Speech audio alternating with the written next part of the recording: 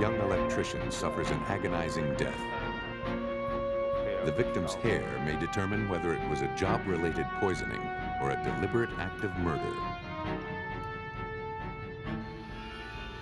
The wife and mother-in-law of a police officer die from apparent heart attacks just weeks apart. A paper trail leads to a possible double homicide and a bizarre double life. An engineer with no apparent health problems becomes mysteriously ill and dies. A bounced check triggers a relentless search for the truth. Poison is a silent killer, but not completely undetectable. By utilizing advances in forensic technology, detectives can now expose the perpetrator of an invisible death.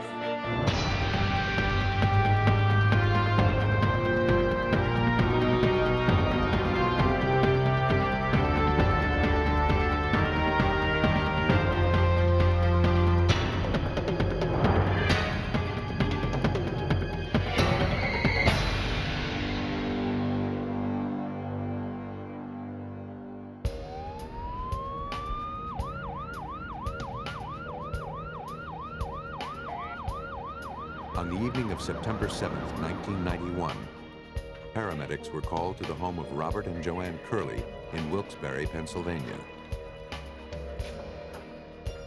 Joanne told emergency technicians that her husband, Robert, was in unbearable pain. Though they could not immediately identify the source of the problem, they found his vital signs were dangerously low.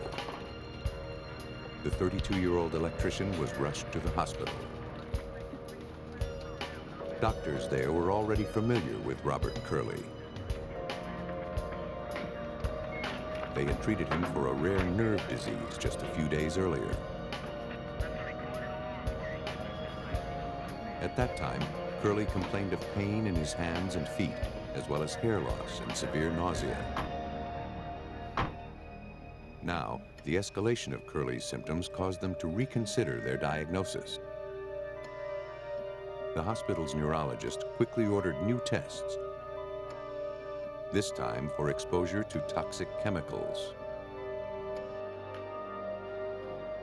2 weeks later, doctors confirmed that Robert Curley was suffering from exposure to thallium, a toxic heavy metal. Thallium, a naturally occurring element, was widely used in pesticides until the early 1970s, but was banned from widespread use after researchers determined that exposure to concentrated amounts could be deadly. Its use is now restricted to industrial purposes. Forensic toxicologist Dr. Frederick Reeders explains the effects of thallium poisoning. It's a nerve poison, and it starts out very often with burning feet, and then you start getting ascending paralysis. You know, you can't walk, and then eventually you can't use your arms.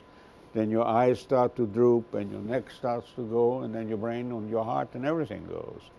So it's a very insidious poison. For Robert Curley, the information came too late. The damage had already been done, and the effects were irreversible. After suffering a massive heart attack, he was placed on life support. So it's just best for him. Soon after, he was declared brain dead. Robert's wife, Joanne, gave permission for her husband's life support to be turned off. A few hours later, Robert Curley was pronounced dead.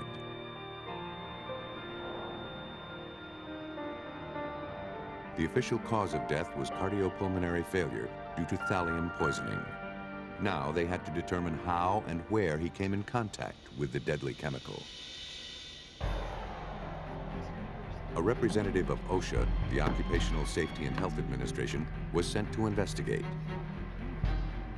Joanne Curley stated that prior to his death, Robert had been working on a major renovation on the campus of a local university. That sounds good. Soon after he began the job, Curley complained to co-workers of flu-like symptoms. By the end of the first week, he could barely walk. He said his feet felt like lead. His colleagues noticed that he looked sweaty and red-faced. Robert Curley would spend the next month in and out of hospitals, going from one medical crisis to another. Maybe you should drink something. Maybe get some, eat something. It's been a long day. Yeah, you know what? The facility where Robert Curley worked housed chemistry labs, as well as rooms where chemicals were stored, including 5 containers of thallium salts.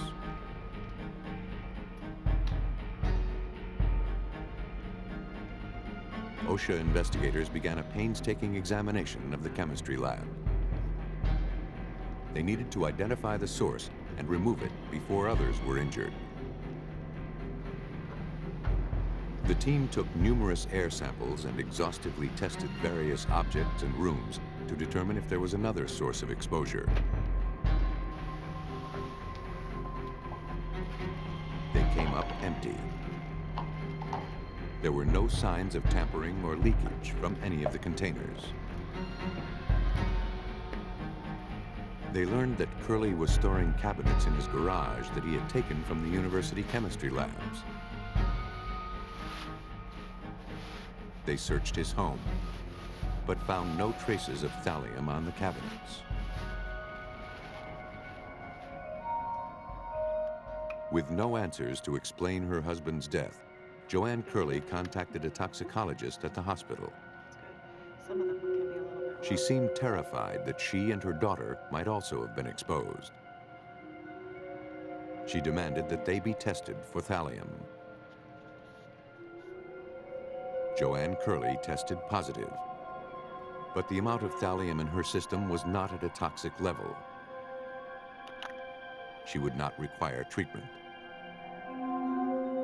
Her daughter had even smaller amounts in her system, about 10 times less than her mother. Robert Curley had over 900 times the lethal dose of thallium. Doctors insisted that the high levels of the toxic chemical could not have come through skin absorption. He must have ingested a fatal dose. The hospital passed the test results on to the police. After ruling out suicide, police concluded that the poisoning was no accident. Robert Curley had been murdered. But who would want him dead? Investigators needed to know every aspect of Robert's daily routine. As police collected items from the house, Joanne told detectives that her husband would routinely take a half-gallon thermos filled with iced tea to work with him each day. Chuck, if you don't mind, can you, Any tea left over at the end of the day was shared by the family that night at dinner. knives, apparel, anything? The half-gallon container was collected for future analysis. 2 other thermoses were also collected, one quart-sized and the other a pint-size. Joanne told investigators that neither of these 2 containers had ever been taken to work by her husband. All of the items collected were sent off to the lab and tested.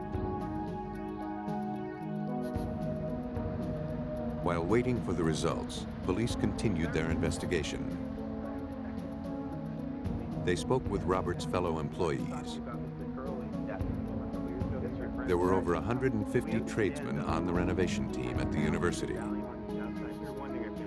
Since they all worked at the place where Robert got sick, they were all considered suspects. Police had to determine if any of them had a motive to kill Robert Curley. But no one seemed to dislike the electrician. Honey, come here. Let me show you something. I've got a great idea. Look at this. Robert's co-workers revealed that Joanne had recently come into a large sum of money. All these job materials, license fees, everything. That's settlement that you're getting. She had been awarded over $1 million in a wrongful death suit after her first husband died in a traffic accident. We can do together. No, absolutely. The financial windfall was a source of friction. To do with that money. I've got Angela's Robert going wanted to use the money to start his own electrical I've got the new contracting washing machine. company. I've waited 6 months for that. Plus, you wanted the yard to be. Joanne made it clear No, she had no absolutely not. intention of bankrolling her husband's It's dreams. my money. Well, we can talk No. about this. We can't. It's my money, and you're not getting it. Investigators learned that as a result of Robert's death, Joanne stood to collect an additional $300,000 as the sole beneficiary of several insurance policies. The information was enough for police to put Joanne on the suspect list. But since she and her daughter had also been poisoned, it seemed unlikely that she was the killer. In the lab, examiners tested nearly 100 items taken from the Curleys' home. Only 2 of the items from the Curley home tested positive for thallium. The half-gallon thermos Robert took to work with him each day, and one of the smaller thermoses Joanne insisted never left home. Does this look familiar? For police, the findings were troublesome. Same point of entry. That could Since be our thallium was target. found in a thermos Robert never took to work, there was no direct link between the poisoning and the university. So it's got to be him. Upstate, Buffalo. Police began to suspect they had been looking in the wrong place for Robert's killer. I want to try and give him a call. The lab results were leaked and published by a local newspaper that was following the investigation.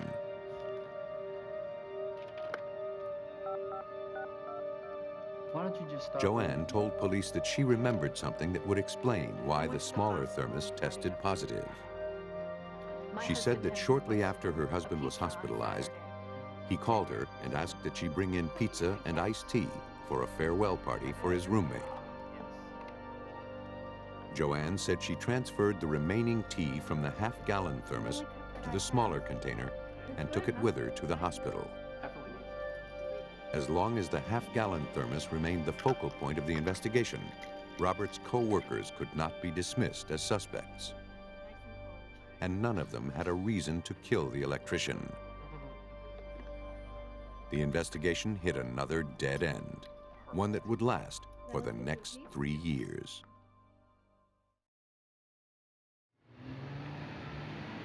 Three years after the poisoning death of Robert Curley, the Pennsylvania State Police took over the investigation. With no leads or suspects, investigators faced a challenge. Sergeant Dave Wondolowski was assigned to the case. The very first step, I made a determination that we were going to start right back from scratch, right at the very beginning, and treat this as if the crime had occurred yesterday. Investigators began with the forensic findings. The original autopsy had not determined when and how often the murder victim had ingested thallium. Investigators feared the answers they needed had gone to the grave with Robert Curley. On August 23, 1994, Robert Curley's body was exhumed for examination. Hair and nail samples were taken from the body. Dr. Frederick Reeders wanted to establish a timeline using Robert Curley's hair. What you can find out with the hair is when the poison was administered. The hair grows at the rate of about 1/3 of an inch every month, so that you can take a small piece of hair that's right at the root, and you see what's happened just a few days ago. You take it at the tip. In this case, it was a 19-centimeter tip. It's basically what happened just about a year earlier. The hair samples were tested using a furnace atomic absorption instrument. In this test, a sample is placed in a graphite tube and heated to the point of vaporization. A light is shined through the tube. The amount of light absorbed by the vapor determines if thallium is present and how much. Robert Curley's hair samples told an especially revealing story.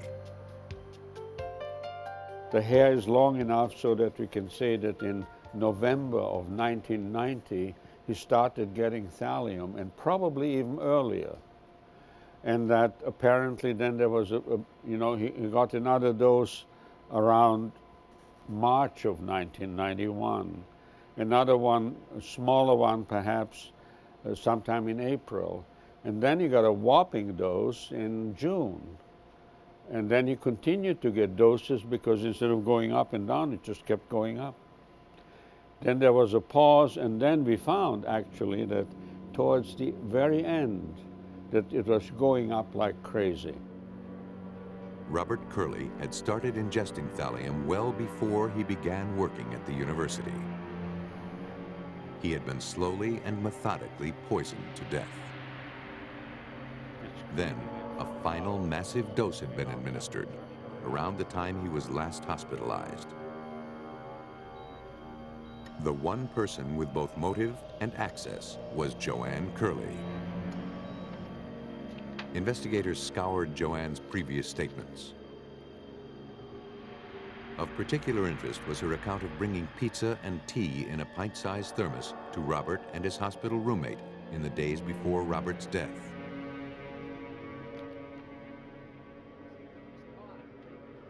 Investigators questioned the roommate, Richard Bonin. He gave them a very different story than the one Joanne had given a few years earlier. According to Bonin, neither he nor Robert had asked Joanne to bring them food or drink. Nor were they celebrating Bonin's departure, which did not take place for another 2 days. That night, according to his roommate, Curley's condition worsened dramatically. He was screaming in pain.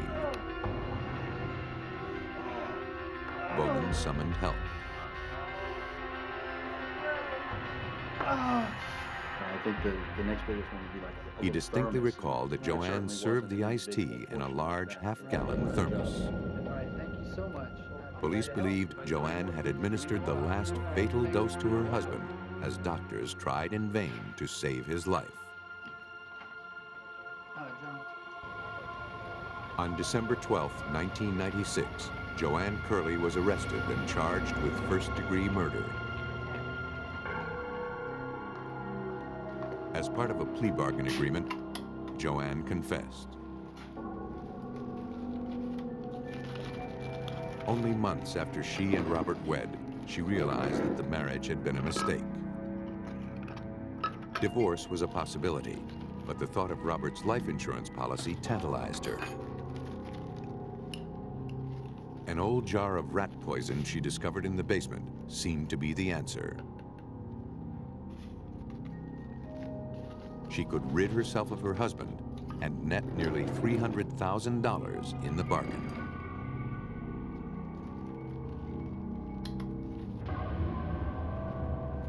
Joanne laced Robert Curley's iced tea each day. To divert suspicion, she administered a harmless dose to her daughter and herself.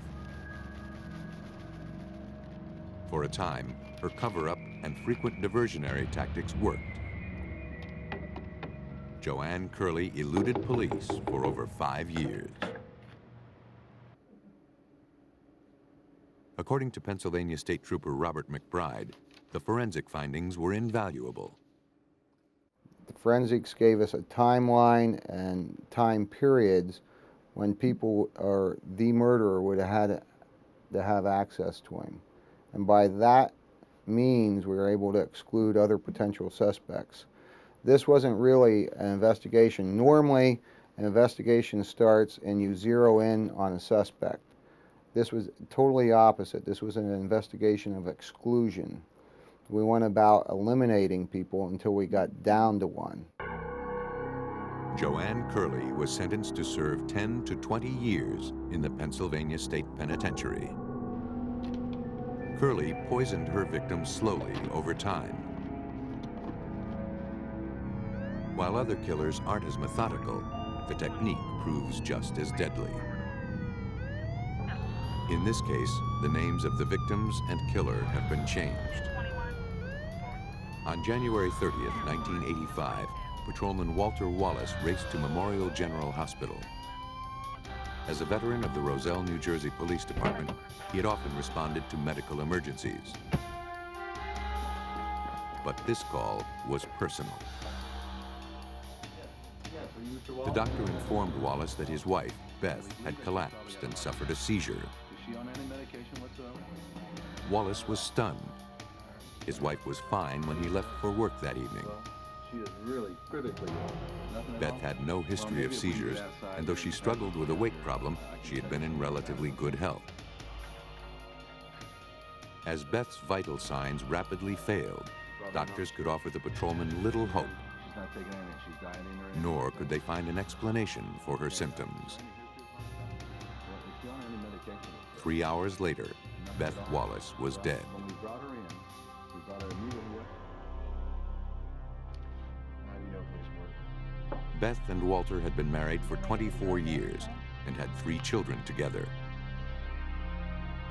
Beth's mother, Rose Parker, was living with them when the tragedy occurred. Because of the sudden and mysterious nature of Beth Wallace's death, the doctor requested an autopsy. Cause of death was determined to be cardiac arrest. A month later, tragedy struck the Wallace home again. Rose Parker suffered a massive heart attack. Paramedics worked frantically to stabilize her and swiftly transport her to the hospital. But it was too late. Shortly after her arrival, Rose Parker died.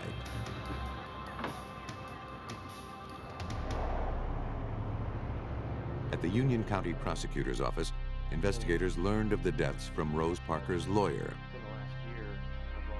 The fact that 2 healthy women had died suddenly and within a month of each other seemed suspicious. He asked investigators to look into Walter Wallace.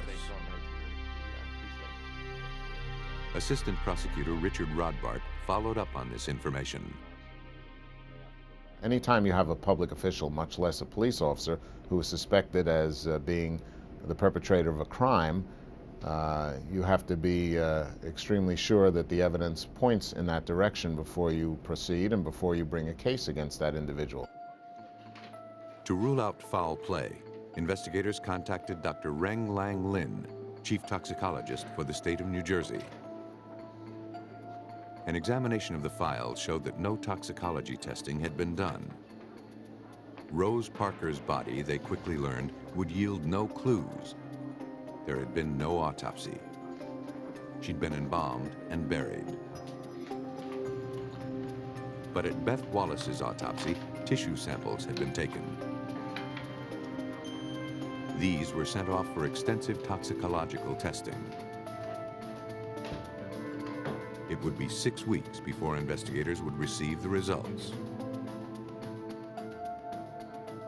Captain Edward Johnson requested Walter Wallace's personnel file from the Roselle Police Department. From its contents, a portrait of the man emerged. Wallace was an exemplary police officer. He was popular with his superiors and peers. Nothing in the file was out of the ordinary or raised suspicions. Captain Johnson read the file in its entirety, including Wallace's military discharge papers. It showed him to have won several important medals and listed a lot of combat service over in Vietnam. For whatever reason, I can't remember exactly what sparked it, but I was looking at it, and I was at first impressed by the record that this fellow had. Then there was something on a 214 that just didn't look right. Johnson contacted the U.S. Army to verify the record. His suspicions were confirmed. He never had any of those medals. He was never in Special Forces. In fact, we can't verify overseas service on the part of this man. So the 214 that was in the police department file was a forgery. Walter Wallace was a liar, but was he capable of murder? To find out, investigators would need to talk with the people who knew him best, his fellow officers. There is a certain difficulty, obviously, in investigating a police officer for a crime, because you have to go into his department, talk to people that he works with every day, and the more people you talk to, the more you're signaling where your investigation is going. Hi, Jeff. You got that file Investigators made a low-profile visit to the Roselle Police Department while Wallace was off duty. I'll get it back to you in a couple of days, okay? They didn't expect Wallace's colleagues to be forthcoming, but one officer surprised them. According to the officer, There was something perplexing about Walter's marital status. He suspected that Walter had married a woman named Jacqueline Deal while he was still married to Beth. Investigators wondered, was Walter legally divorced or living a double life? Through Beth's friends, investigators learned Walter was away from home a lot. He told Beth he was being treated at a VA hospital for exposure to Agent Orange. And that's why sometimes for a week or so he might be gone, or he might be gone for the whole weekend, and she's not going to see or hear from him, and she's not going to be able to get in touch with him because the ward that he's in over at the hospital doesn't have any kind of telephone. He was pretty good, and for a while he was pretty good at juggling all of this. Investigators traveled to nearby Elizabeth, New Jersey to question Wallace's other wife. Thank you. Well, Jacqueline Deal confirmed that she and Walter had been married on November 2nd, 1984, 3 months prior to Beth Wallace's death. She said Walter had divorced his wife the summer before. Walter had brought over the divorce papers when it was final, and the two had celebrated. I'm so excited. Investigators found the divorce decree among documents provided by Rose Parker's lawyer. Numerous irregularities made them question its validity. Investigators searched for the original divorce decree at the county courthouse. There was no record under the name of Wallace. They then searched under the case number, only to discover it belonged to somebody else's divorce. The case name clearly read Martin versus Martin, not Wallace versus Wallace. Police surmised that Wallace used his badge to obtain the Martins' divorce decree.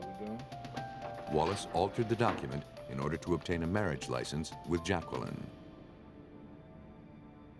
Investigators sent the document to the FBI lab for further analysis. They had caught Walter in another lie. And this one indicated a possible motive for murder. But investigators were perplexed.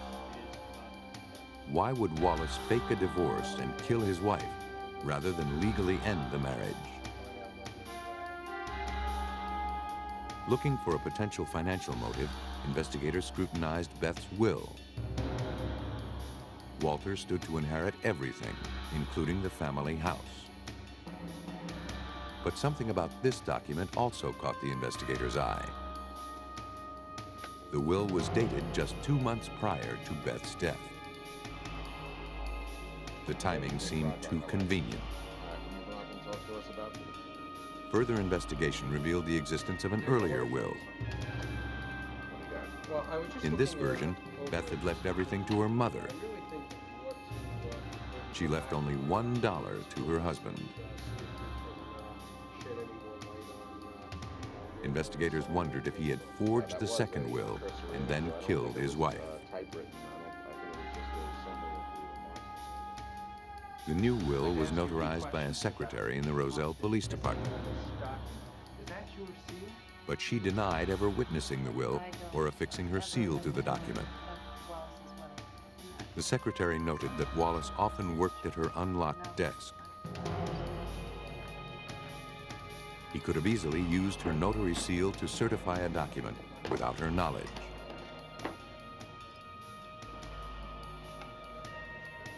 Investigators had built a strong circumstantial case against Walter Wallace. But they needed proof that his paper trail led to murder.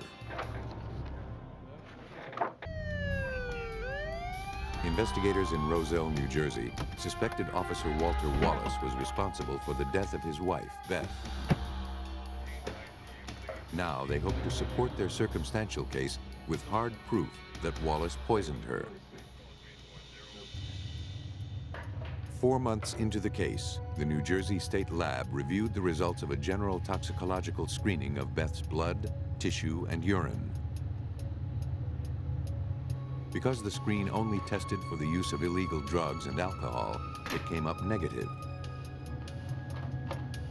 Laboratory technicians went further, subjecting the samples to a battery of tests to rule out prescription drugs, heavy metals, and a number of ingestible toxins.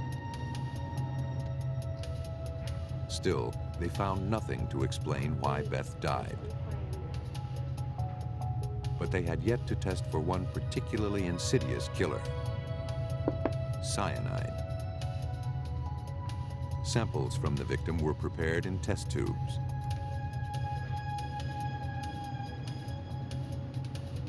A color reagent was then added. If cyanide is present, a reaction occurs. Ultimately, the sample turned a dark shade of purple.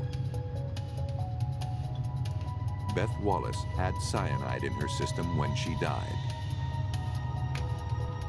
To determine the concentration of the poison, the sample was read by a spectrophotometer. A lethal dose of cyanide is about 2.5 milligrams per liter. Results showed that Beth Wallace had nearly twice that much in her blood and more than 3 times that amount in her spleen.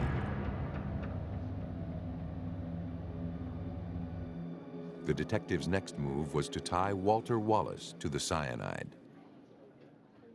Every detective that we had in the Major Crimes Unit went out there and started banging on doors in the factory district that they have over in Roselle. We went to every one of them. It's like, whether you think they have cyanide or not, stop and ask. Do you have cyanide? Are you missing any? Did anybody ever come looking for any? Get any of it on your hands. Make sure you wash your hands because... The canvassing paid off. A clerk at a metal plating factory revealed that Wallace purchased a quantity of potassium cyanide. The officer told him he needed the chemical to raise the serial number on a handgun. On June 18, 1985, Walter Wallace arrived at police headquarters and was asked to report to the chief's office.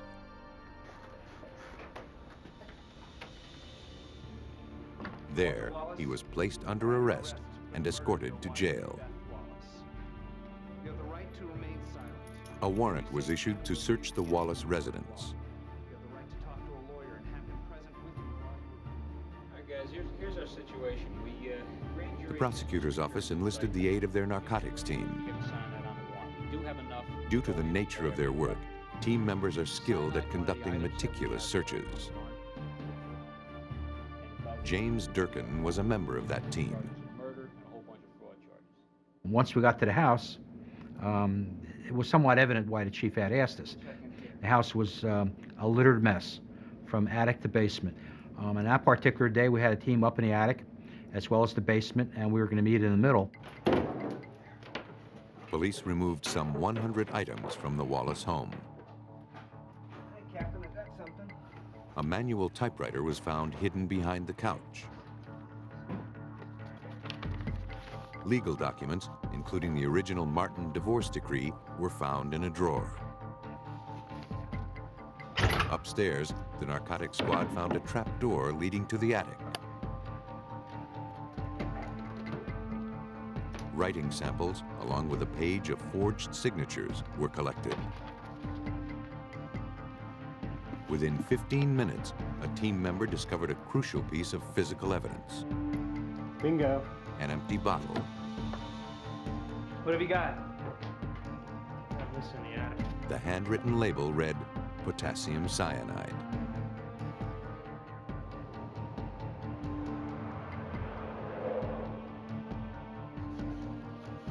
The items were examined in the laboratory, along with the divorce decree and will. A confiscated typewriter was found to have a spacing error consistent with the altered documents. More damaging, signatures on several of the papers were determined to be forged by tracing. Finally, cyanide was found in the bottle recovered from Wallace's attic. The label was in his handwriting. In May 1986, Walter Wallace was found guilty of bigamy and the first-degree murder of his wife.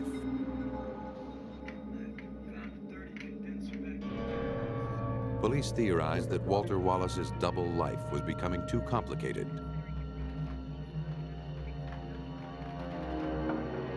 Instead of filing for divorce, Walter chose murder.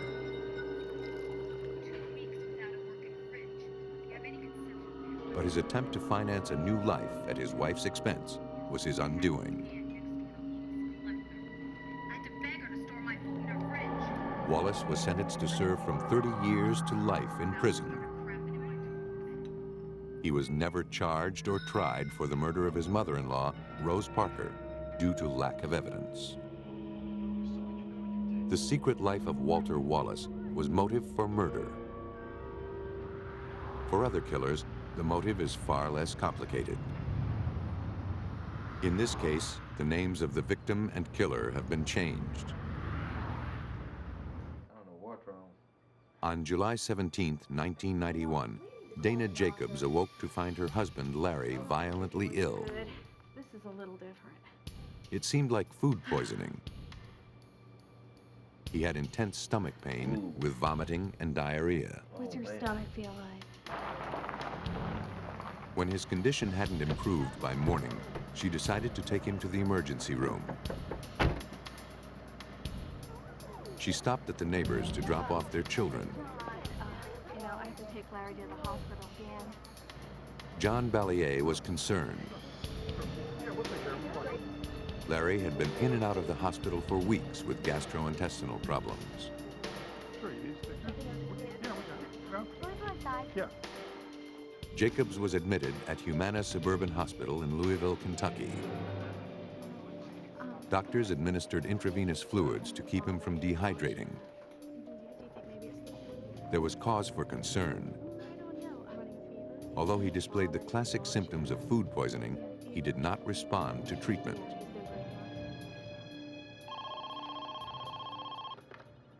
Hello.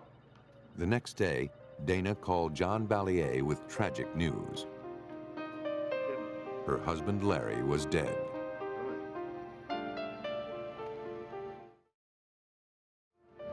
She asked him not to say anything to the children until she could tell them in person. I think it had an impact on us, just having the kids there, having a good time, oblivious to the fact that their father had died and that their lives were going to change probably dramatically. An autopsy was performed with Dana's permission. Doctors wanted to know what had killed the otherwise healthy 41-year-old man. Apparently, Jacobs had suffered a massive heart attack. Yet there was no indication of heart disease or what triggered the attack. His sudden death was considered a mystery. On Monday morning, John Ballier related the sad events of the weekend to his colleagues at the Commonwealth Attorney's Office. And of course, the kids play together. Hey, John, how are you? Shortly afterward, Ballier received intriguing news from a fellow attorney. Oh, man, it's terrible. His brother-in-law owned a chemical company. Dana Jacobs had been a recent customer. Fine, how you doing today? In fact, she came in the day her husband got sick. She purchased a chemical called colchicine. His brother-in-law only remembered the purchase because Dana's check had bounced. And his brother-in-law had called him complaining about the fact that this check had bounced. And he thought it was kind of an interesting coincidence that the two events involved the same family. Ballier researched the chemical. He found that colchicine in small doses is used to treat gout. Larger amounts could be fatal. He contacted Barbara Weekly Jones, Assistant Chief Medical Examiner for the Commonwealth of Kentucky.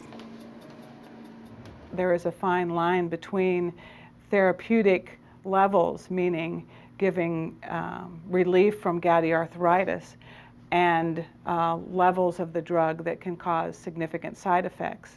And the main side effects of this drug are nausea, vomiting, and diarrhea, which, when it reaches a bad, severe state, can cause death of an individual.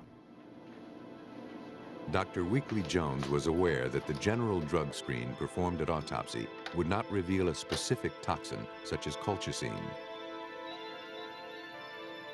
She prepared blood and tissue samples for further testing. She was not optimistic the test results would prove definitive. If Jacobs had ingested colchicine, it had probably been eliminated from his bloodstream prior to his death. Their only hope was to find traces of the chemical in specific organs. Because the gastrointestinal tract absorbs it, it gets partially metabolized in the liver and it gets excreted in the kidney. So those three organs would be the most likely areas to find any residual colchicine at the time of the autopsy. It would take 2 weeks to obtain the test results. Investigators would have to wait for the answer to a crucial question. Had Larry Jacobs been murdered? Larry Jacobs, a 41-year-old father of 2, had died of a mysterious stomach ailment. John Ballier, Jacobs' neighbor and a Commonwealth attorney, was suspicious. He assigned Detective Pat Conkling of the Jefferson County Police Department to investigate. Ballier told Conkling that the dead man's wife had purchased a potentially lethal chemical called colchicine just days before his death. The detective's first order of business was a visit to the state medical examiner's office. The results of Larry Jacobs' toxicology test had finally come in. He had 160 nanograms per milliliter of colchicine in his system. More than enough to kill him. Go ahead and take a seat. It was time to confront Dana Jacobs. Jacobs, I just have a few questions I'd like to ask you. First, I have to inform you that... But investigators were surprised by the reception they received. She invited us in. There was no hint of any problems. She was very cordial with us. We never had the first bit of hesitation on her part of talking with us. She readily admitted to buying the colchicine. She said she needed the substance to kill algae growing in her swimming pool. Investigators asked if she still had any left. She said she had used it all in the pool. I asked her how she came across the chemical, and she gave us the name of several businesses that suggested that she used this chemical to control the algae. Detectives contacted these businesses in an effort to confirm Dana's story. No one remembered telling her that colchicine could be used to control algae. In fact, most had never even heard of the substance. Investigators were at an impasse.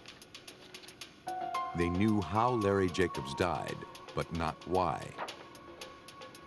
Perhaps an examination of the couple's marriage would yield more clues. Investigators visited Larry's sister. She told police that the couple was in financial trouble as a result of Dana's compulsive spending. Family members had lent them thousands of dollars, none of which had ever been repaid. Larry told his sister that he had taken steps to keep Dana's spending under control, but to no avail. Their credit cards were at or over their limit. One of Larry's co-workers recalled having to lend him money on a business trip to pay for meals and a hotel room. The embarrassed engineer explained that he had neither cash nor available credit at the time. And there was insurance money. Larry had 2 life insurance policies on himself. One for $138,000 and the other totaling $250,000. Detectives dug deeper into Dana Jacobs' background. They learned that the respectable wife and mother had a troubled past. Before she was married, Dana had served time for bad check charges.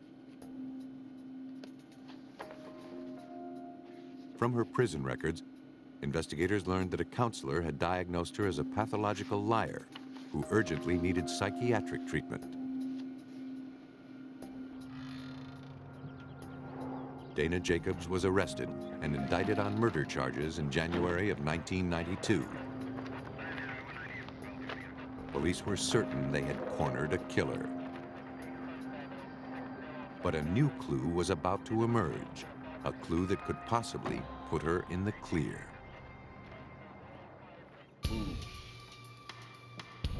5 months after Larry Jacobs' death, his widow Dana was indicted for murder.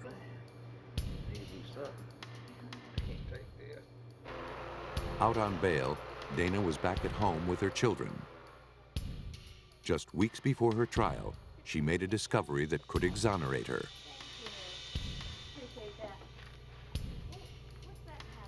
A suicide note from her husband. In it, he said the financial strain was too much to bear. Investigators were skeptical, but the note did appear to be in Larry Jacobs' handwriting. Moreover, it was well known that the deceased had been depressed about money matters. With his background in chemical engineering, it was possible he was familiar with colchicine and used it to end his life. The suicide note was forwarded to Stephen Slater, the Commonwealth's document expert. The first thing he noticed was that different pens had been used.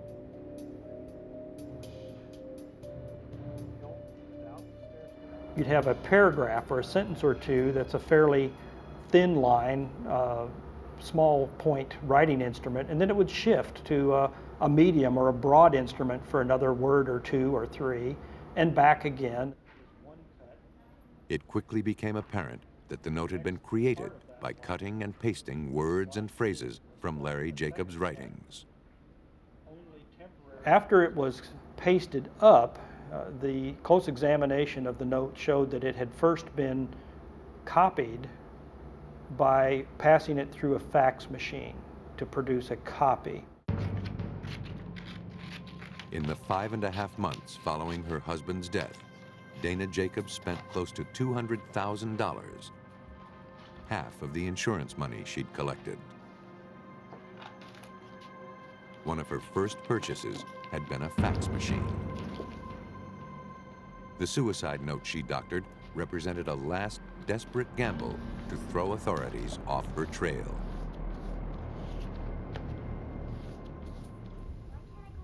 Another piece of damning evidence was provided by John Ballier's daughter. I know how she did it. Oh, that's not something you No, should say. Dad, I really do. I know how she did it. Sarah Ballier testified that she saw Dana Jacobs filling clear gel caps with white powder. Sure. Mrs. Jacobs told the girl that she was making vitamins to put into her husband's food. Well, can we go? Can we go to breakfast? Sure, you can go. She explained it was the only way she could get him to take his vitamins. Police theorized that Dana Jacobs used a familiar household routine to poison her unsuspecting husband. On November 23, 1992, Dana Jacobs was convicted of first-degree murder. She was sentenced to 28 years in prison. Lethal but invisible, poison has historically enabled killers to strike without fear of reprisal. But unseen no longer means undetected. Thanks to advances in forensic science, detectives have new tools to catch the killer and unravel the mystery behind an invisible death.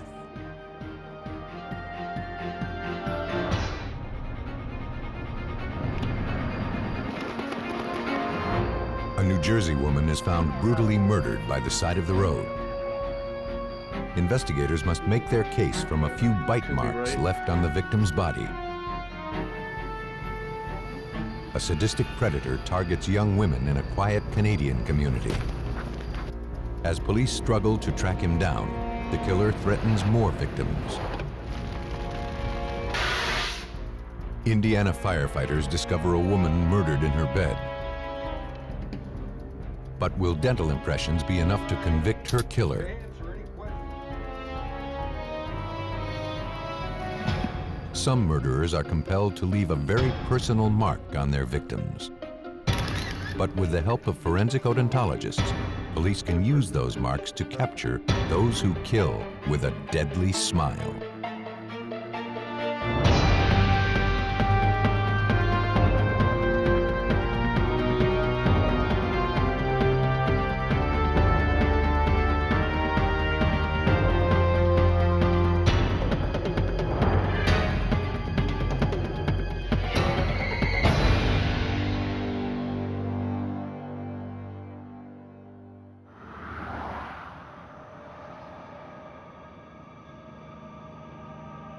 In this episode, some of the names have been changed. Just after midnight on August 12, 1994, police in Woodbridge, New Jersey were dispatched to a remote area just off Route 1. A battered, semi-nude woman, identified as 25-year-old Melissa Padilla, had been found murdered, lying inside a concrete pipe. Crime technicians began processing the area for clues. They collected several recently purchased grocery items scattered near the body. They also recovered a blood-stained dollar bill and nearby several cigarette butts, which investigators hoped would yield valuable DNA evidence. The victim's discarded shorts, stained with blood, were found nearby. Inside one of the pockets was a store receipt for several grocery items, time-stamped 11:29 p.m. Hector, this is Sergeant. While evidence technicians continued processing the scene, Melissa's boyfriend, Hector Gonzalez, who had found her body, was brought in for questioning. He couldn't imagine anyone who would want to hurt Melissa, a dedicated mother of 4. Hector said that after putting the kids to bed around 11 p.m., Melissa said she wanted to go to a nearby convenience store to pick up a few things. Hector agreed to watch the kids. She said she would be back within a half hour. Thank you. When she hadn't returned more than an hour later, he became concerned and asked a friend to help look for her. That's when they found Melissa's battered body along Route 1, the path she normally took to go to the store.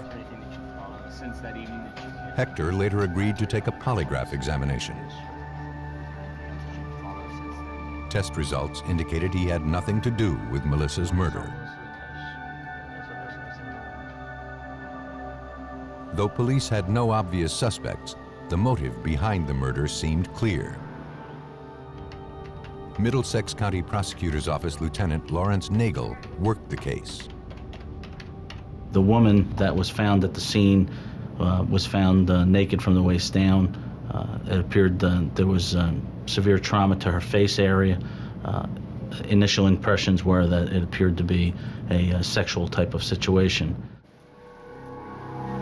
At autopsy, the medical examiner concluded that Melissa Padilla had died of manual strangulation. Her face had been viciously beaten. Though it was clear she had been sexually assaulted, no biological evidence was recovered. More disturbing was the presence of small contusions on the victim's body. The ones found on Melissa's chin appeared to be bite marks. Knowing the bite marks would be crucial in linking a suspect to the crime, an identification officer with the Middlesex County Prosecutor's Office precisely photographed them to scale, using standards developed by the American Board of Forensic Odontologists. For the bite mark evidence to be useful, investigators had to identify a suspect. Trying to retrace Melissa's movements, investigators retrieved the security camera videotape from the store Melissa had been to just before her death. Melissa was clearly visible, purchasing the items found near her body. The amount of change she was seen receiving was the same amount found in her pocket. But no one who appeared in the video looked suspicious. Analysis of the items recovered from the crime scene had little else to offer. Though DNA was found on the cigarette butts, investigators had no way to determine who had left them there or when. And all of the blood that was collected belonged to Melissa. A meticulous search for any suspect fingerprints turned up nothing. Despite the lack of clues to the killer's identity, the bite marks he left behind gave investigators a glimpse into his violent mind. Assistant Prosecutor Thomas Capsack of the Middlesex County Prosecutor's Office worked the case. The nature of the crime suggested anger. The victim was really brutalized. There had to be a lot of pain involved, and we eventually concluded that the bite mark on the chin occurred while he was looking into her eyes while he was causing pain. Police began focusing their attention on sex offenders known to be living in the area. A state prison facility housing such offenders was located just a few miles from the crime scene. And several inmates had recently been released. Investigators tracked each one of them down. All denied knowledge of Melissa Padilla's murder. And all were eventually cleared by polygraph examinations. Investigators scoured dozens of homicide cases looking for one with a similar MO. But despite their efforts, 8 months passed with no progress in the investigation of Melissa Padilla's murder. But in April 1995, investigators received a call from the Maine State Police. Authorities there were requesting background information on a Woodbridge, New Jersey resident, 31-year-old Stephen Fortin, who was in their custody for sexually assaulting a female Maine State Trooper. For Lieutenant Nagel, the details of the assault sounded eerily familiar. It was revealed during a conversation with the Maine State Police that the trooper during the assault by Stephen Fortin was bitten in the same immediate areas that Melissa Padilla was bitten on. Hoping this was the break they had been waiting for, investigators traveled to Maine to speak with the trooper, who was still recovering in the hospital. Investigators immediately noticed that the trooper had sustained bite marks on her chin, the same spot where Melissa Padilla had been bitten. The off-duty trooper said she saw a car parked on the side of the road, facing oncoming traffic. Open the window. Concerned, she pulled over. You having trouble with your car tonight? The driver claimed to be having mechanical problems, Okay, I need you to but the step out of trooper car noticed now. a strong alcohol smell. Okay, stand right there. Okay, don't move. Don't move. Okay. She administered a breathalyzer test, which confirmed that the man was intoxicated. As the trooper radioed into the station for backup, the man suddenly attacked her from behind and knocked her unconscious. When she came to, she was in the passenger seat of her patrol car. She was in a great deal of pain and suddenly realized she had been sexually assaulted while unconscious. Believing the assailant was planning to kill her, the trooper jumped out of the car. The driver continued on. The next thing she remembered was waking up in the hospital. Her assailant, Stephen Fortin, was taken into custody less than an hour later. After examining and photographing the trooper's injuries, one thing became clear. The assault on the state trooper and the murder of Melissa Padilla bore the same ritualistic signature. Ritual involves getting sexual gratification from the crime you commit. The signature in our case really was the ritual, and that is the beating to the eyes and the nose, the bite mark on the chin. Come over here and check For this out. investigators, the similar MO of the two assaults had to be more than just a coincidence. New Jersey police went to the jail in Kennebec County, Maine, to question Fortin about the Melissa Padilla homicide. Though Fortin admitted to living in Woodbridge, New Jersey at the time, he insisted he didn't know anyone named Melissa Padilla and denied any knowledge of her murder. He also denied ever being in the area along Route 1, where Melissa's body was found. But he didn't deny his involvement in the assault on the female trooper, though he claimed he had acted in self-defense. Investigators collected hair and blood samples to compare to evidence recovered from the Melissa Padilla crime scene. Though investigators finally had a strong suspect in the young woman's homicide, they were still a long way from proving that Stephen Fortin was her killer.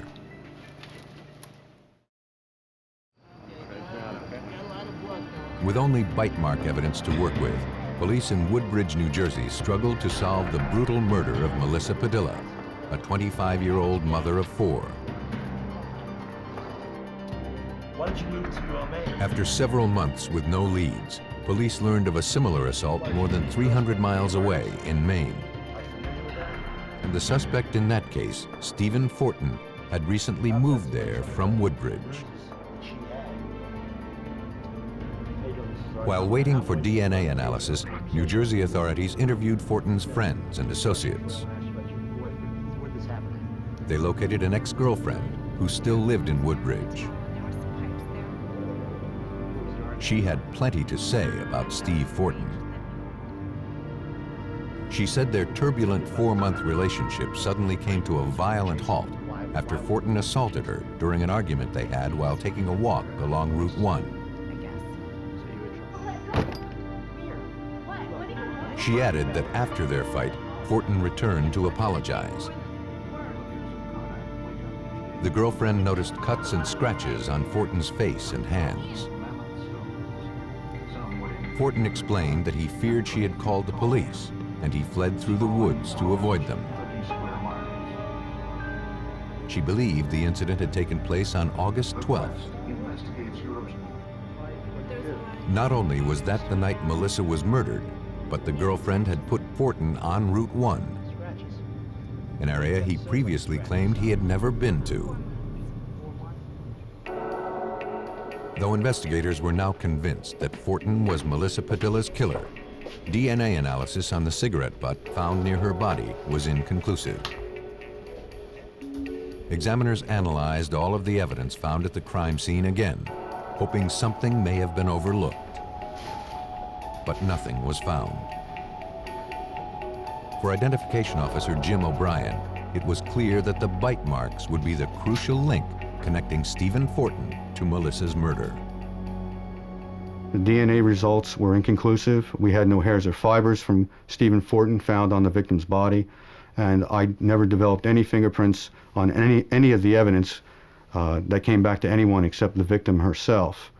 Therefore, the photographs of the bite marks on the victim's body were very, very important in terms of physical evidence and in terms of putting Stephen Fortin at this crime scene.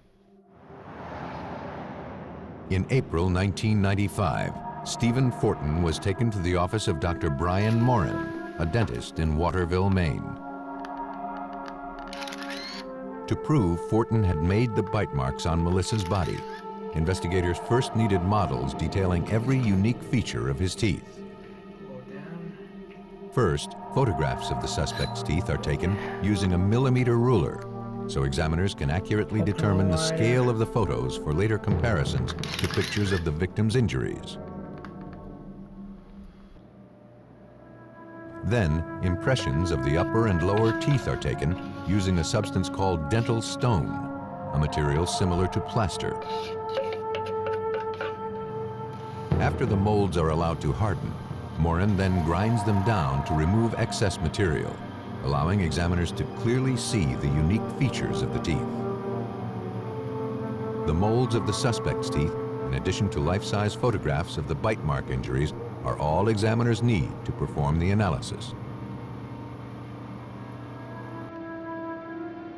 Dr. Tom Richardson, a forensic odontologist in Portland, Maine, explains the process.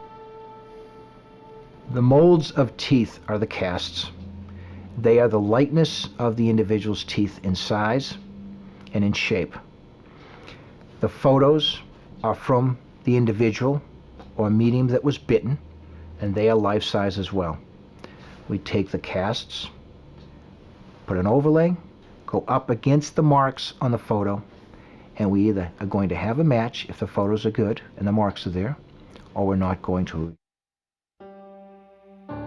Using a computer program, examiners demonstrated how the casts made of Stephen Fortin's teeth lined up perfectly with the bite marks on the victim's chin. Photographs here. The spacing between Fortin's teeth, the dimensions of the arches of his bite, and the unique details of his teeth were all consistent with the injuries on both victims. Detectives now had the physical proof they needed to charge Stephen Fortin with the murder of Melissa Padilla.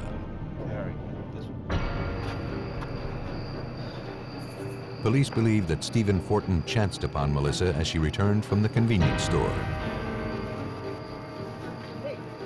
Still enraged by the argument with his girlfriend, Fortin brutally beat, bit, and sexually assaulted her before finally strangling her to death. In February 2001, he was sentenced to death in New Jersey for the murder and aggravated sexual assault of Melissa Padilla. He also pled guilty to charges stemming from the beating and sexual assault on the Maine state trooper. He received the maximum 20-year sentence. Stephen Fortin found gratification in a brutal ritual. But 3,000 miles away in Canada, in a quiet suburb of Vancouver, one killer took perverse satisfaction from taunting the detectives on his trail. Abbotsford, British Columbia, Canada, October 14, 1995.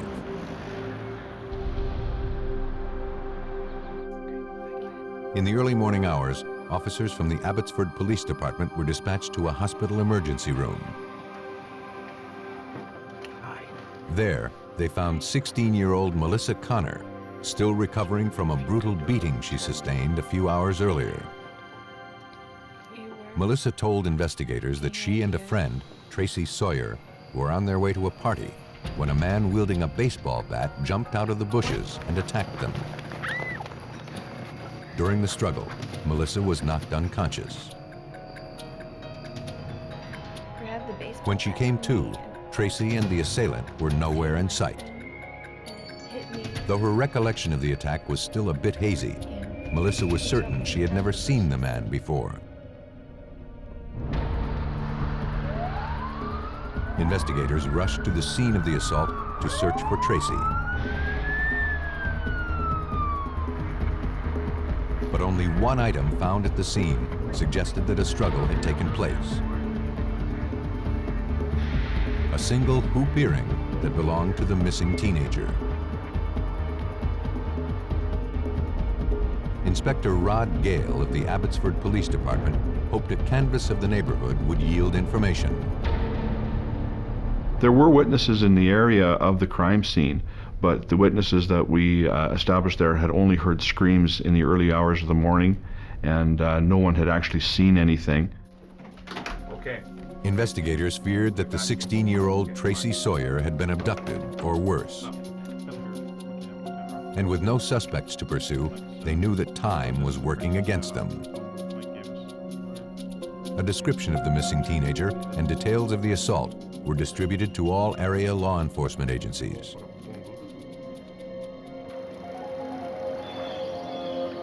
A few hours later, a man fishing along the Vedder River noticed something on the riverbank. As he moved closer to get a better look, he realized he had found a human body.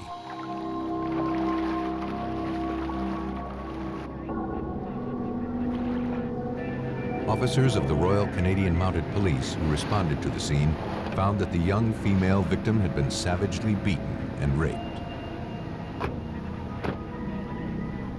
Police scoured the shoreline for clues that could help them identify the young woman and her killer. But they found nothing. Still, officers of the Royal Canadian Mounted Police believe this was the missing Abbotsford girl. Sergeant Kevin McLeod. The obvious connection to me to the Abbotsford case was the fact that Abbotsford had a missing girl and we had a dead girl. And this is close vicinity of the two communities. Dental records confirmed that the woman found at the Vedder River was Tracy Sawyer. The medical examiner confirmed that the young woman had been raped. He also noted massive blunt force trauma to her head. But that wasn't what killed her. The official cause of death was ruled a drowning. The only clues to the killer's identity were bite marks on the victim's torso. The impressions were carefully photographed and preserved as evidence.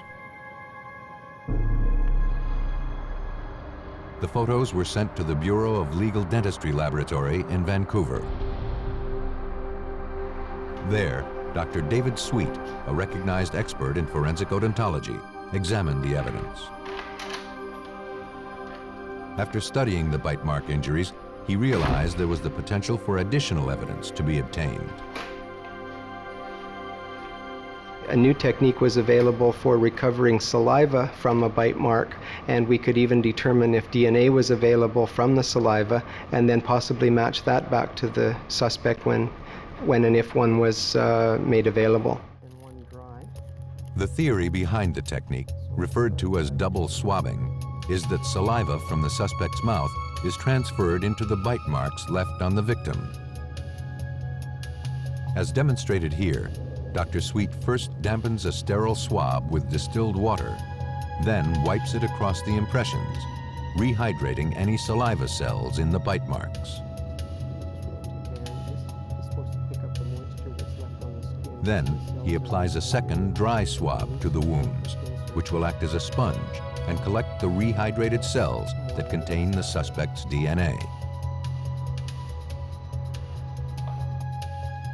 Dr. Sweet performed the procedure on the teeth impressions found on Tracy Sawyer. And though she had been submerged in water for some time, he was confident the double swabbing technique would yield DNA evidence.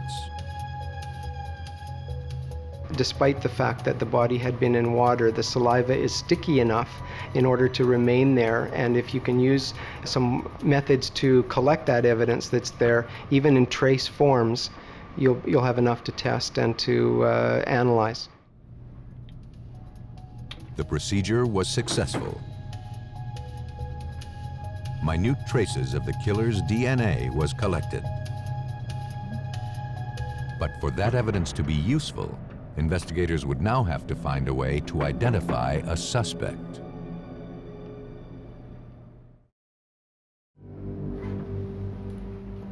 A forensic odontologist had successfully extracted the killer's DNA from bite marks found on 16-year-old murder victim Tracy Sawyer. But for the evidence to be useful, police in Abbotsford, British Columbia, now had to identify a suspect. They turned to the victim's parents for information. That night, she was going out with her best friend. The couple said that the last time they saw Tracy was shortly before the assault. She and her friend, Melissa Connor, were leaving for a party at a neighborhood friend's house. They promised not to be out too late. Tracy seemed upbeat and excited about the party. That night, she looked so happy. The couple couldn't think of a single person who would want to hurt their beautiful young daughter. In addition to releasing limited details of the investigation to the media, Police also set up a tip line for potential witnesses to call with information. Soon after, a call came in. The man on the other end claimed to be Tracy's killer. He described in detail the bite mark found on the victim's body.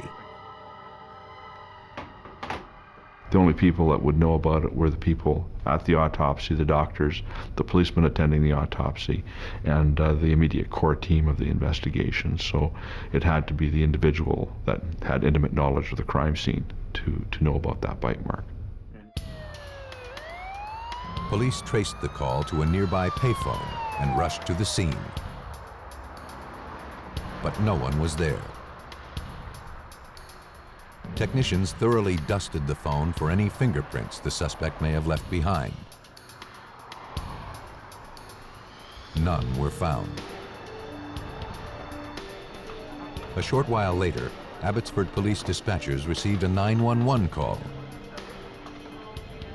During the conversation, which was recorded by police, a man identified himself as the killer. He wanted to know if police were having trouble finding him. He said he would never be so stupid as to leave his prints at the payphone. Hey, where are you gonna be? He also promised to kill again. Hello? Are you there?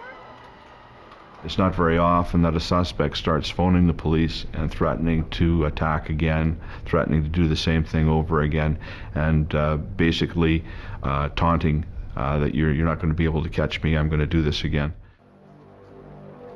Desperate to stop this killer before he struck again, police turned back to Melissa Connor, the young woman who had survived the assault that had claimed the life of her best friend. Though her memory of the events had not fully recovered, she tried to describe the assailant to a sketch artist the best she could. She remembered the man as being a tall white male, balding, but with reddish-brown hair. The information was enough for police to formulate a composite sketch, which was quickly released through the media. The press dubbed him the Abbotsford Killer. A few days later, a woman came forward with information. She recognized the man in the sketch. He appeared to be the same man who had attacked her with a baseball bat several months before.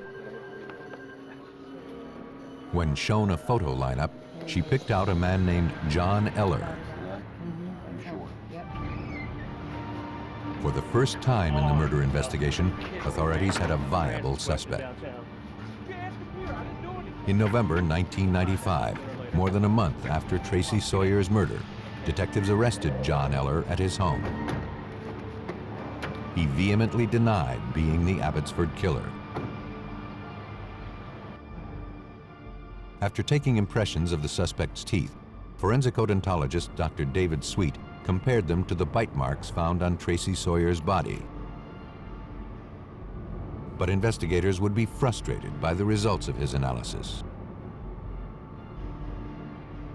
It became obvious very quickly that the spacing and the shapes of his teeth were much different than the teeth that would be necessary to cause this bite mark. And DNA samples from the suspect did not match the DNA Dr. Sweet had extracted from the bite marks. John Eller was eventually cleared as a suspect in Tracy's murder.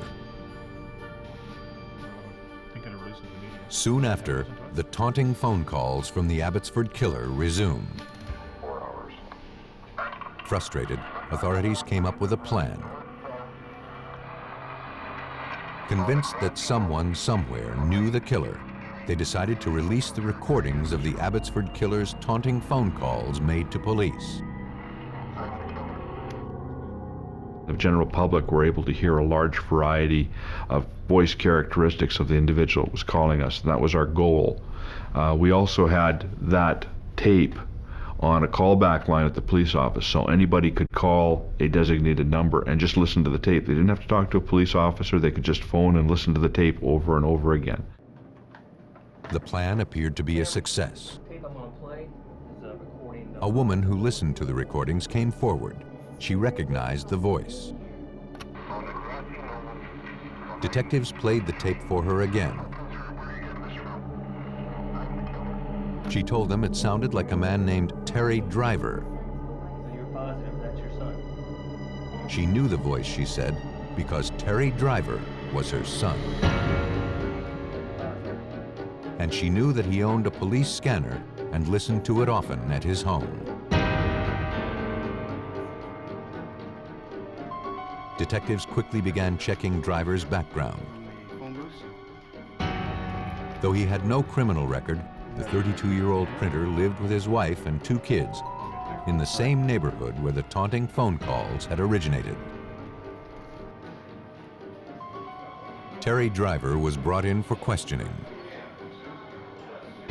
Though Driver adamantly denied being the Abbotsford killer, detectives collected hair and saliva for DNA analysis. Photographs and wax casts of Driver's teeth were also taken. At the Bureau of Legal Dentistry in Vancouver, Dr. Sweet looked for similarities between Driver's dental evidence and bite marks found on Tracy Sawyer's body. I produced a clear overlay with the biting edges of his teeth recorded on it at life size, and then compared that to the photographs that were enlarged to life size also. Dr. Sweet identified several unique characteristics in the suspect's bite that convinced him that Terry Driver's teeth were consistent with the bite marks on Tracy Sawyer's body. He had some chipped teeth as well as some crowding or rotations of teeth so that they were out of position and not where you would normally find them. This made his teeth unique from everybody else's, and those features were recorded in the bite mark also. But the irrefutable proof came from the DNA analysis. Terry Driver's DNA profile matched the profile of the DNA Dr. Sweet had extracted from the bite mark injuries. Dr. Sweet's double swabbing technique helped police clinch their case against a sadistic killer. To answer any questions now without your lawyer present. Terry Driver was arrested and charged with the murder of 16-year-old Tracy Sawyer and the attempted murder of her friend, Melissa Connor. Based on the evidence, Abbotsford police believed Terry Driver was a sick predator driven by an insatiable need for attention. On October 14, 1995, that craving exploded into violence. As Melissa Connor and Tracy Sawyer made their way to a nearby party, Driver attacked them without warning. After viciously raping and killing Tracy, Driver set out to taunt police and to prove that he was invincible. In October of 1997, Terry Driver was convicted of the sexual assault slaying of Tracy Sawyer and sentenced to life in prison. He received an additional 10 years for the attempted murder of Melissa Connor. Terry Driver was compelled to call attention to his crimes. But in Indiana, another murderer went to great lengths to conceal his guilt. On October 6, 1990, at 11:37 p.m., firefighters in Shelbyville, Indiana, responded to a blaze at a nearby apartment complex. The fire was coming from the bedroom of 42-year-old Shirley Sturgill, a tenant who lived on the second floor.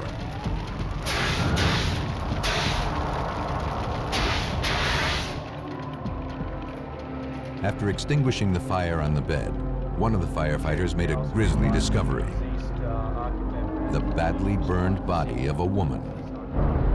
And the strong smell of lighter fluid led rescue workers to conclude that this fire was no accident. After extinguishing a blaze in an apartment in Shelbyville, Indiana, firefighters had uncovered the badly burned remains of a woman lying in a bed. And according to Chief Kurt Etherton of the Shelbyville Police Department, all indications suggested she had been the victim of a homicide. It appeared a fire had been started either on or around the bed. There was an inverted V pattern, which is consistent with a fire where accelerants had been used. So it was our opinion that the fire had been set at that point. After confirming that the victim was the tenant, 42-year-old Shirley Sturgill, evidence technicians began searching for clues to tell them who had started the deadly blaze and why. Several latent prints were located and preserved as evidence. But later analysis revealed they all belonged to the victim. Investigators also collected 2 different brands of cigarette butts. DNA analysis later revealed the presence of 2 distinct DNA profiles, and neither matched the victim. It appeared Shirley Sturgill's killer, or killers, had unsuccessfully tried to burn away any trace of evidence from the crime scene. At autopsy, the medical examiner determined that Shirley had not died as a result of the fire. She had been strangled to death. She had also been sexually assaulted. But the biological evidence recovered was too degraded for a thorough analysis. And there was more. Several marks were found on the victim's torso, stomach, and thigh. The ME concluded they were bite marks made from human teeth. For investigators, they were the strongest link to Shirley's killer. That person told us that if we had a suspect, that they could take impressions and he would be able to determine whether or not those bite marks were made by a particular person, because there were some distinctive markings on the bites that would be consistent with someone's teeth not being aligned straight. What time was it when Detectives began their hunt for Shirley Sturgill's killer by speaking with her daughter. Angie Carr said she and her mother were very close. She couldn't think of anyone who would want to hurt her. She described her mother as a kind, sensitive, and selfless woman who dedicated her life to Angie's happiness and well-being. She was also a wonderful grandmother to Angie's young children. Angie had spoken to her mother on the phone just an hour or so before firefighters were called to the apartment. There didn't seem to be anything troubling her mother. The victim did mention during the conversation that her next-door neighbor, Jerry Donaldson, was there visiting at the time. It was a name already familiar to detectives. Arson investigators who had responded to Shirley's apartment the night of the murder said a neighbor was asking a lot of questions and seemed to know specific details of the crime itself. His name was Jerry Donaldson. They said that the neighbor was telling several things about the crime that he felt no one else would probably know. So when did you last... Donaldson was brought in for questioning. He admitted visiting Shirley the night she died. She had hurt her back recently, and he checked in on her periodically to see if she needed anything. He said they watched TV, and about 10:30, after smoking a cigarette, he went home. When asked how he knew so much about the murder, Donaldson claimed he'd overheard the firefighters talking. He agreed to provide hair samples for a DNA analysis. Where were you? Donaldson's DNA was consistent with DNA recovered from one of the cigarette butts found in the victim's apartment. And though he had never denied being there, investigators were convinced he knew more about the murder than he claimed.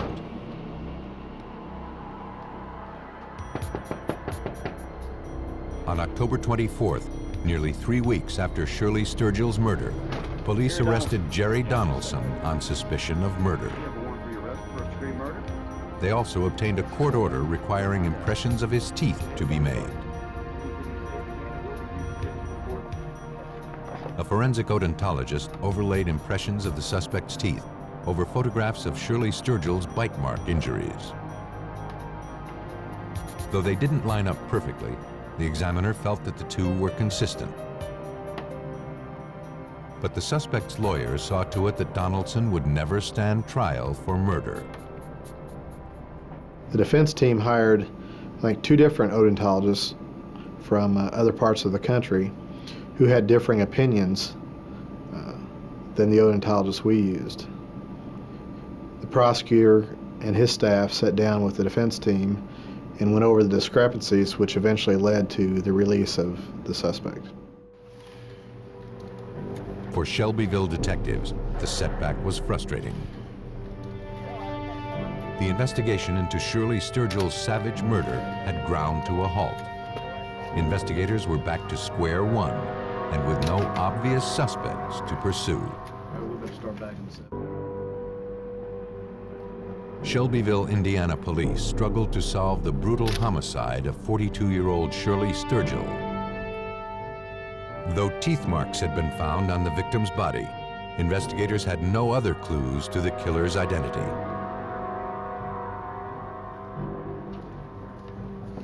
A year after the homicide, the case was turned over to Captain Bill Dwenger.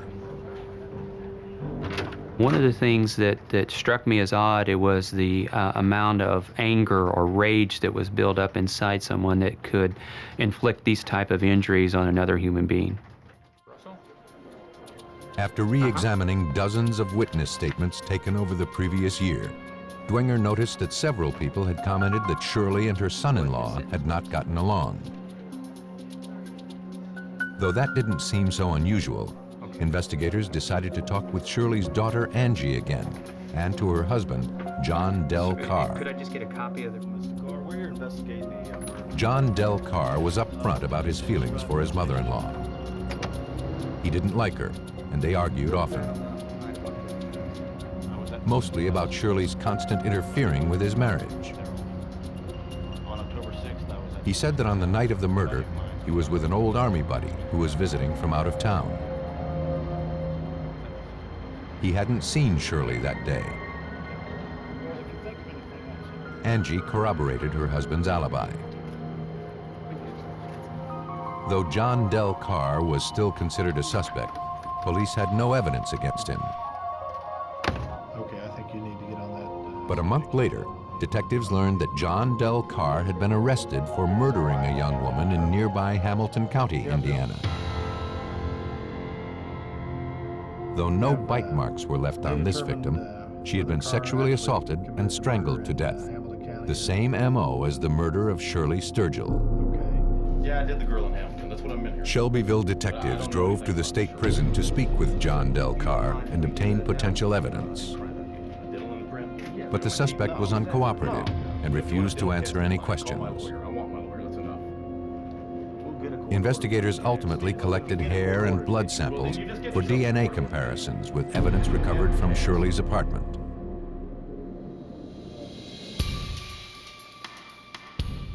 At the crime lab, examiners concluded that John Del Carr's DNA was consistent with DNA from one of the cigarette butts found in Shirley's bedroom.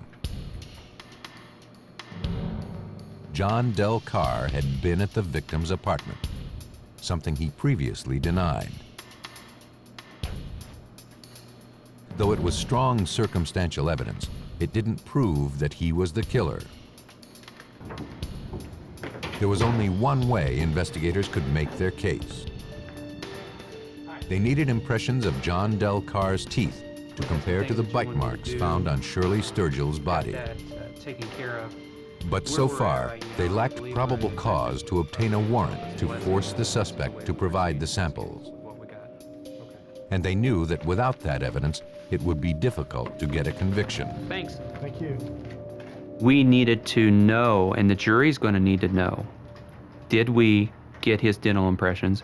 Did they match up to the bite marks on the body of Shirley Sturgill? Without that, I'm not sure a jury would be able to find him guilty beyond a reasonable doubt. So we needed that information, whether it was going to be, yes, they do match up, or no, they do not. On August 3rd, 1994, almost 4 years after the murder, investigators finally got a break.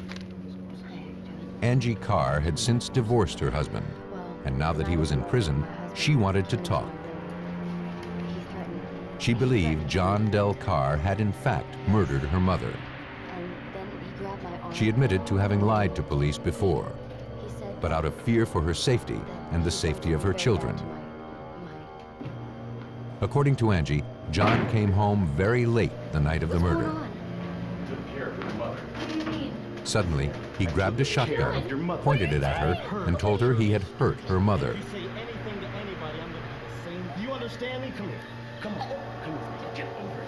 He dragged her to the room where her children were sleeping and threatened to kill her and them if she ever said anything.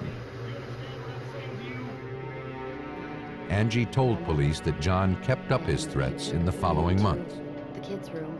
Besides hurting your back. And she believed he wouldn't hesitate to carry them out. Put a shotgun to their heads and threaten to kill them too. John Carr's wife, I believe, was genuinely terrified of John. She knew what he was capable of. I think she did what she had to do to protect herself and her children. It was the break detectives had been waiting for.